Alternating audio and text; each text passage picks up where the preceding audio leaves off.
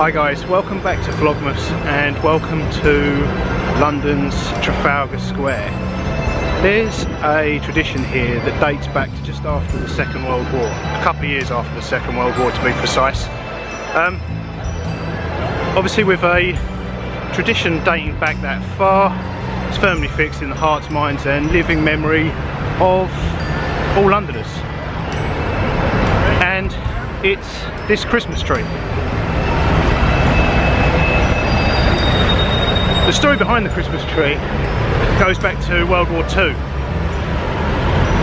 Before World War II, well, at the beginning of World War II, Norway wished to remain neutral. They didn't want to fight with or against either the British or the Germans. Now, don't tell them this, might be a bit awkward. We plan to invade and occupy Norway, or certainly invade them, but not for the same reasons the Germans did. Not to remove their independence and kill the Jews, but to save both of them and ours. And the Germans beat us to it. The Germans invaded and occupied Norway. Obviously their king, the king's family and his government were welcomed here in Britain, and they called London home for the duration of the war until together we liberated Norway.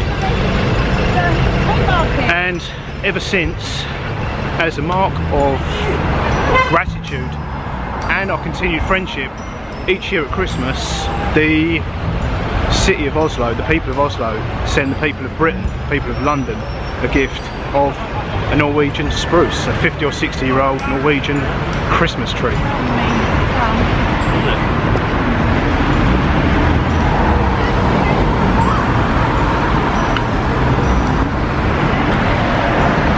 So tonight I've come to take a look at this year's.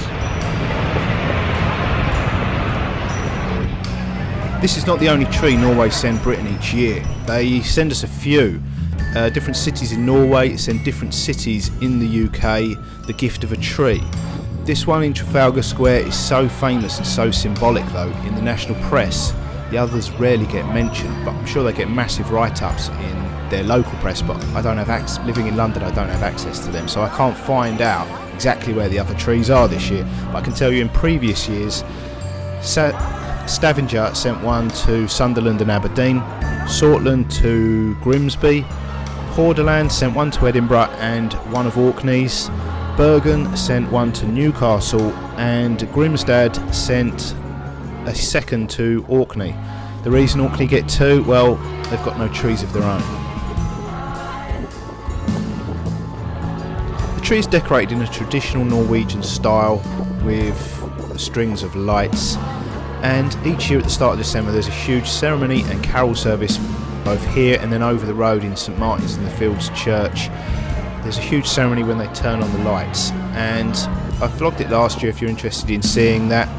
They barricade off the tree, and they have the Salvation Army band. They put up a stage. I think VIPs like the Mayor of Westminster, the Mayor of Oslo, probably the Ambassador to the UK give a speech. But I thought this year, rather than vlogging the same thing, I'll come a few days later when it's a little bit more relaxed and we can get a closer look at the tree. Still, every day, every night, there'll be some carol service beneath the tree. There'll be something going on here, so it's definitely worth coming and taking a look. I guess I can be quite cynical, and something surprised me about these trees. Pleasantly surprised me. They've come to symbolise peace, friendship and gratitude, and I'm sure in the years after World War II, where thousands of people died liberating Norway, so I'm sure they would have also been seen in a memorial sense in the years following the war. But today we live in more austere times, although I would imagine we have it much better and much easier than they did in 1947 when this tradition began. We also live in more environmentally aware times, and people protest against absolutely everything and anything, and they have a voice to do so. And YouTube is no exception. It's a crazy place where you can fly and drive around the world like a rock star, burning fossil fuels at an alarming rate, but so long as you're vegan, you're golden. So I thought I would search out the negativity surrounding this celebration, these trees, before I filmed this. Look what protesters' points were regarding the trees. But you know what? I couldn't find any. Which is a good thing. I mean, I guess it just has such a powerful and symbolic story. It's like a phoenix rising from the ashes of World War II. The Norwegians celebrate sending the trees. We celebrate receiving them. We give them pride of place here in the centre of London, and then we celebrate beneath it every day it's up. So it really has become one of the biggest and most symbolic symbols that Christmas has begun here in London. The plaque at the bottom of the tree is a little bit covered by branches. It says this tree is given by the city of Oslo as a token of Norwegian gratitude to the people of London for their assistance during the years 1940 to 1945. A tree has been given annually since 1947. The Poetry Society have written a poem called The Secret Song of the Tree for this year's tree, and you can read it around the base of the tree. I'm not going to read it out because we'll be here all night, but you can freeze frame if you'd like to read it here, or you can visit the Poetry Society. I think it's the poetrysociety.org. You can visit their website and read it there.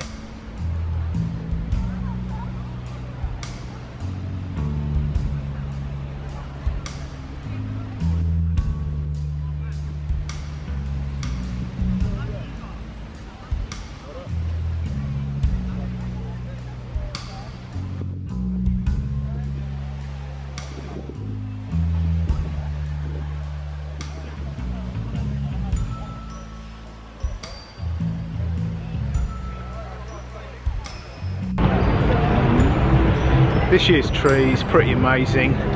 Now, I'm going to take you to a place just across the road from Trafalgar Square and the tree. This church here, St Martin's in the Fields.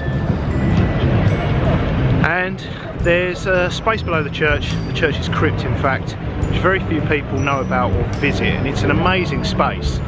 So if you've watched all of my vlogs, you'll have seen it before, but I've got a lot of new subscribers. So for those of you that haven't seen it before, let's go and check it out.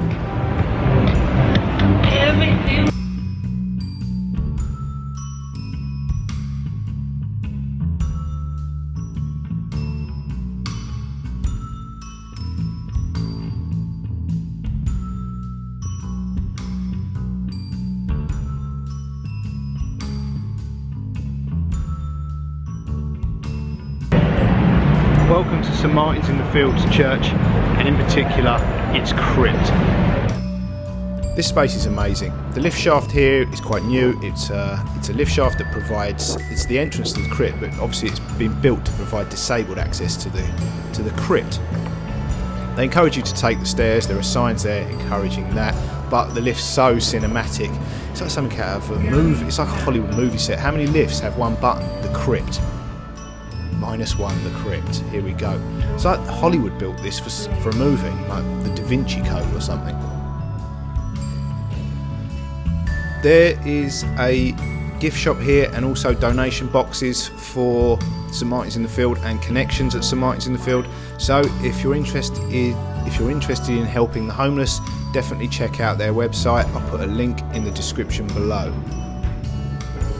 But the most amazing space that's down here is the 18th century vaulted crypt, and it is home to a cafe. It sounds quite creepy on paper, a church crypt with floors made up of ancient tombstones and headstones, but it's really not. The mix of ancient and modern, the lighting, and I guess the atmosphere, the friendly staff, it's a really nice place to come, and very few people know it's down here. We're in Tourist Central right now. The streets above are some of the busiest in London, but it's very much off the tourist trail.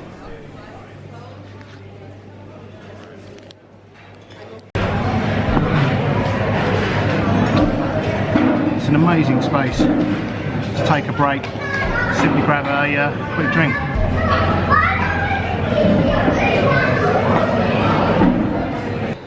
The cafe down here is open for breakfast, lunch and dinner.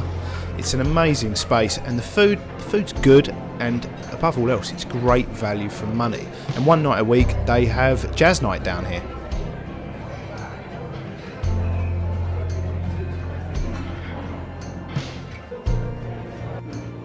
The cafe is set up as a self-service canteen, and the food's pretty simple, but it's all the food and drink's ethically sourced. It's very well prepared, and I would say the combination of the architecture, the amazing value for money, the food and drink is great value for money for any location, but we're super central here.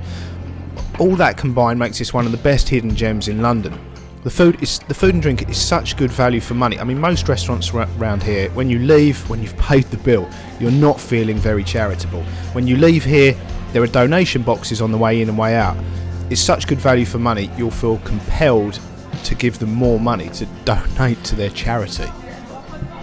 And that's the other good reason to come here. It's a charity. All the proceeds go to a good cause. They go to help the work of the church, who, among other things, do an amazing amount of work to help the homeless.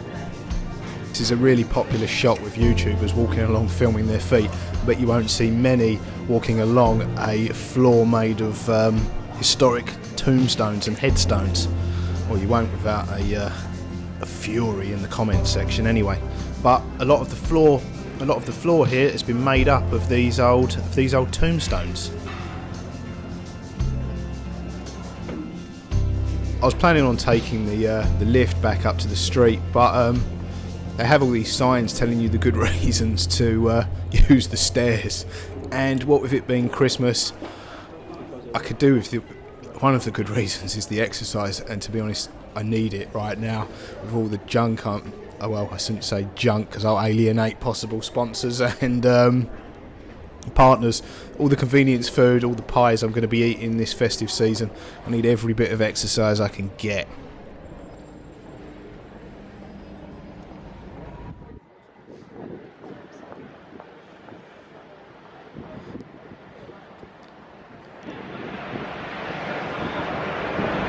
Okay, thanks for watching, guys. I hope you enjoyed this video. I hope you enjoyed our trip to Trafalgar Square and to the crypt of St Martin's in the Fields Church. So, Merry Christmas, and until tomorrow, toodles!